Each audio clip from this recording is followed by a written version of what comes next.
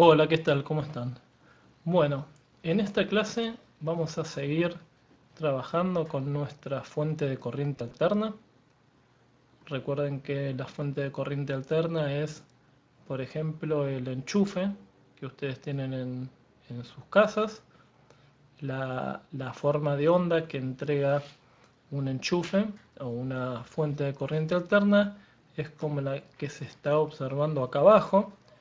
Es una forma de onda senoidal, es periódica, porque siempre mantiene la misma estructura. Es como que yo puedo cortar una parte de la señal, pegarla a continuación y yo veo que continúa siempre exactamente igual. Y también que tiene una frecuencia, o sea, cada un determinado tiempo, eh, el tiempo, recuerden que lo veíamos en el eje X y la tensión en el eje Y. Entonces, cada un determinado tiempo se van a repetir partes de la onda, por ejemplo, los puntos máximos, ¿no? Fíjense, vayan siguiendo la onda, cuando el punto es máximo, se enciende en rojo el filamento de la lámpara y corresponde a lo que yo estoy viendo. Bueno, yo acá les estoy mostrando dos cosas, les voy a mostrar solamente una para que no se confundan. Después agregamos la otra lectura. Entonces, este circuito tiene conectado una fuente de corriente alterna, un resistor, y yo le puse una lamparita como para que ustedes vean que cuando llega al punto máximo, negativo o positivo, es cuando se enciende al máximo la lámpara también, ¿no? Bien. El valor que tengo en el generador, acuérdense que RMS era el valor eficaz. Si esta lámpara es de 12 volts, yo le tendría que poner 12 volts. Es el valor eficaz. ¿Qué quiere decir que sea valor eficaz? Que no es el valor que yo observaría en el pico de la onda. Este instrumento que se llama osciloscopio, que permite observar nuestras formas de onda en corriente alterna, se utiliza de la siguiente manera. Acá abajo nos está indicando el canal en donde está conectado. Bueno, acá arriba vemos que el osciloscopio está conectado al canal 1. El canal 2 está conectado a esta especie de lupa que se los voy a explicar en un ratito. Veamos solamente el canal 1 está conectado a nuestra fuente de alimentación. Vemos que también hay una conexión a tierra en el circuito que está acá abajo. Conocen el símbolo de tierra, esto es de cuarto año, ¿no? Y bueno, la forma de onda que obtenemos es esta. Si yo me guío con que 5 volt, acuérdense, eje vertical, tiene cada cuadrado, yo puedo ver que tenemos 5, 10, 15 y un poquitito más. Entonces no son los 12 volt que marqué acá. ¿Por qué? Porque RMS era el valor eficaz que tenía esta señal. O sea, cuánto de la energía que tiene esta onda se transforma en este caso en luz o en calor. Bueno, aproximadamente el 70%. Entonces, los 12 volt estarían al 70% de la altura, desde 0 hasta el pico máximo. Esa es la parte que se va a manifestar en forma de luz y calor. Después, la otra parte es prácticamente despreciable. Por eso no se toma en cuenta.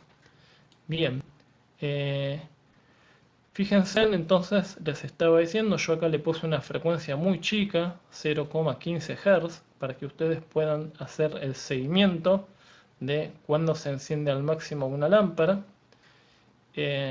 Y lo que les agregué es esta punta, que lo que va a hacer es medirme sobre el eje vertical, no solo la tensión, sino también la corriente. Por eso voy a habilitar en mi osciloscopio el canal 2 para que me muestre lo que está viendo. Canal 1 le voy a cambiar un poquitito mi escala, lo voy a hacer un poco más chiquitito porque quedan superpuestas. ¿Qué es interesante observar en este circuito? Que después cuando yo vaya reemplazando este resistor por otros elementos, esto va a ir cambiando. Bueno, que la tensión, recuerdan, la tensión lo marcamos con amarillo y con turquesa estamos marcando la corriente. La tensión y la corriente están en lo que se llama en fase.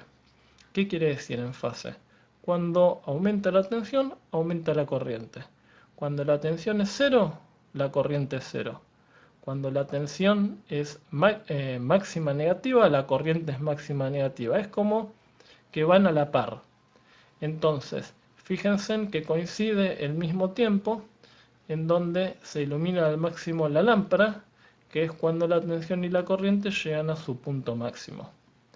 Bien, ¿cómo se puede calcular esa tensión y esa corriente? Bueno, con las fórmulas que utilizábamos el año pasado. Recuerden que para calcular tensión o corriente, yo voy a utilizar nuestra ley de Ohm. Acuérdense que la corriente era igual a la tensión sobre la resistencia.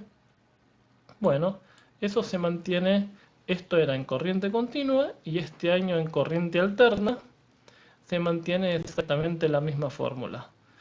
Entonces, lo que tendría que reemplazar es el valor de tensión por lo que aparece en la fuente. Acá hay algo que hay que tener en cuenta.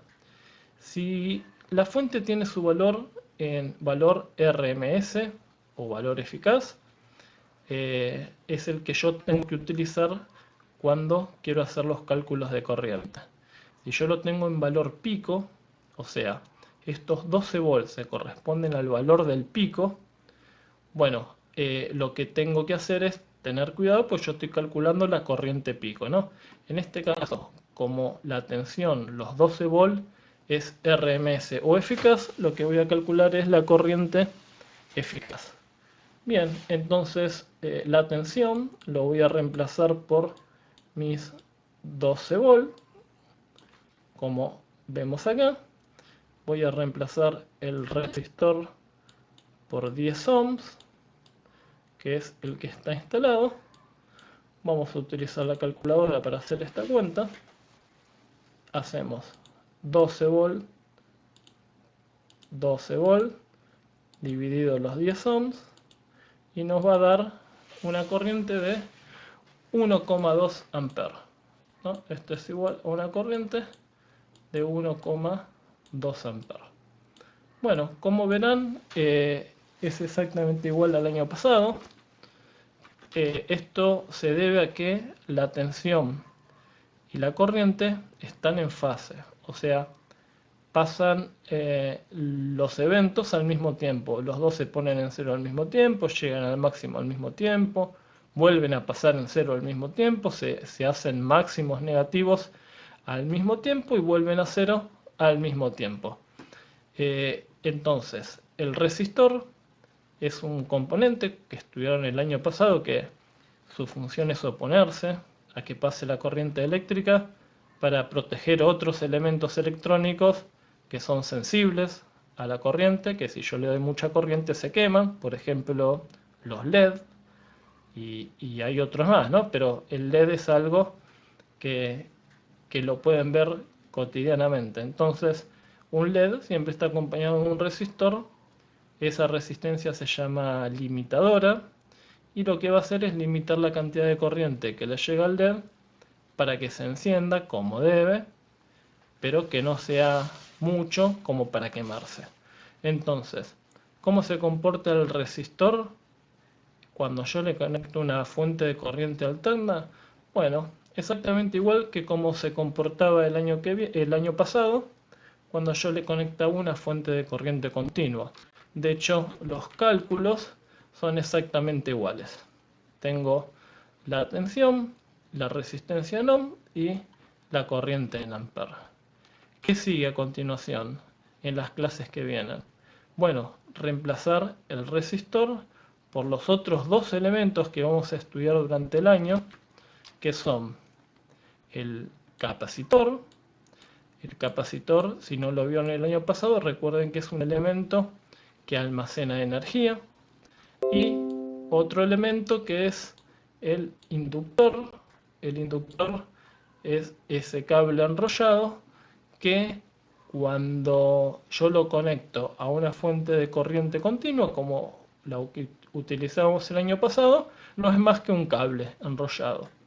Pero cuando lo conecto a una fuente de corriente alterna, bueno, ahí empieza a hacer cosas interesantes que permiten que funcionen muchos eh, artefactos electrónicos y ahí hay que estudiarlo un poquitito más. Entonces, el resistor lo vimos esta clase, recuerden, corriente alterna, corriente continua, se comporta exactamente igual porque el resistor tiene una capacidad que estos dos otros elementos no lo tienen, y es de transformar la energía que le llega en calor.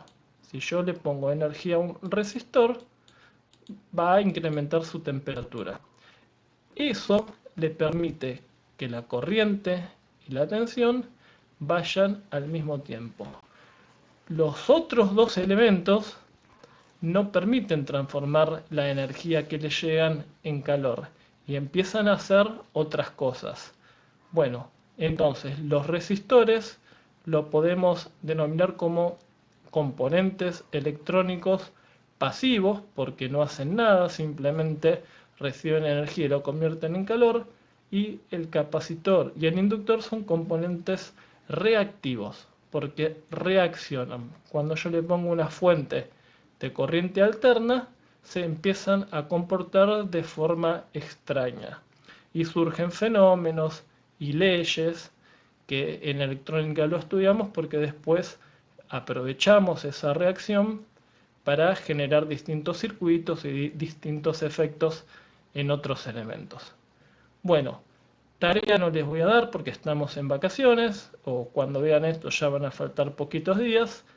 Nos vamos a encontrar de nuevo en agosto, en modo virtual, como lo venimos haciendo, o en modo presencial, según cómo se disponga. Y empezamos a estudiar un poquito más los otros dos elementos, los otros dos componentes electrónicos que les presenté, para entender cómo es que se comportan. Bueno, esto fue todo. Nos vemos la primera semana de agosto. Hasta luego.